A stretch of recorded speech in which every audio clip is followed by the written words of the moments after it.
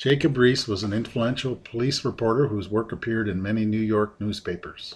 He documented the living and working conditions of the poor.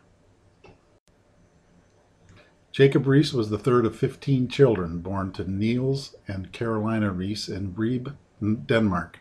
His life was riddled with hardship from the beginning. The family was poor and it was hard for them to make ends meet.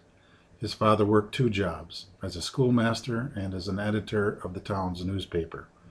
In 1870, Riis came to America with the hope of making his fortune, but he was not prepared for what he met when he arrived in New York City.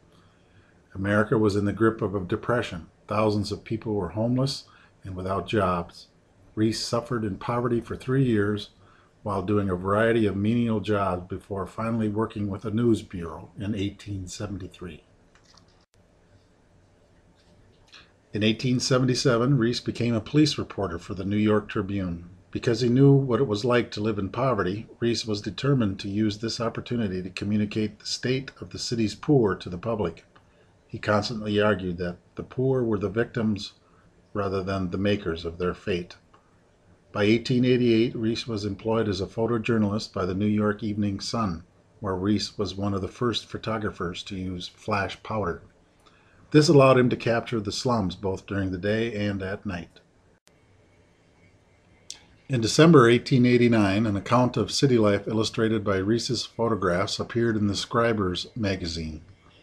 This created a great deal of interest, and by the following year, a full-length version of How the Other Half Lives was published.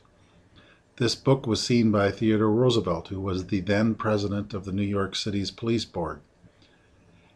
And Roosevelt had the police lodging houses closed down in 1896, which paved the way for more humane shelters. Over the next 25 years, Jacob Riis wrote and lectured on the problem of the poor.